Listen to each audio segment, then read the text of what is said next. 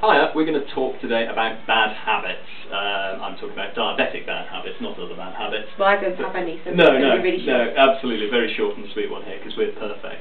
But I think probably some of the most common bad habits that people pick up are, you're terrible with your Lancets, aren't you? Possibly. Yeah.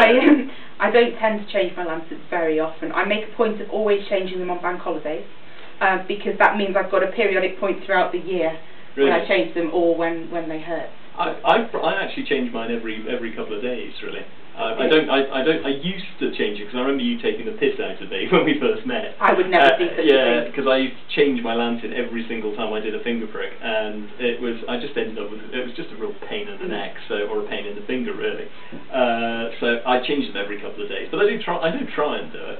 It just doesn't occur to me. That's the problem. I just don't think about it. So I do change them when I remember, but it's not that often. But pre-pump days, how often did you change your needles?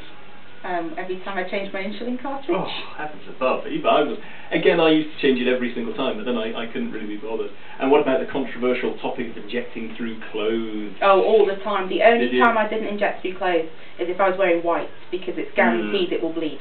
Yes. But yeah, I'd always... I remember once I was in a dinner suit for some Watford black tie event, and I injected through my shirt, and yeah, it wasn't pretty. It wasn't pretty.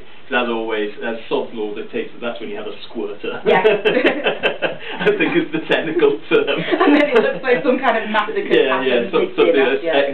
An outtake from Psycho. Yeah. Not so good. But so that's bad habits. But apart from that, I think if you sort of which ones to break. Well, that's it. I try and get the important things right. Yeah. Like I putting never insulin in. putting insulin in. I never go out without some food because it's a nightmare to be stuck somewhere with no hypo treatment. Yeah. But some of the other things do tend to slide. Some of the less important things. Yeah. Slide. I don't think that's too much.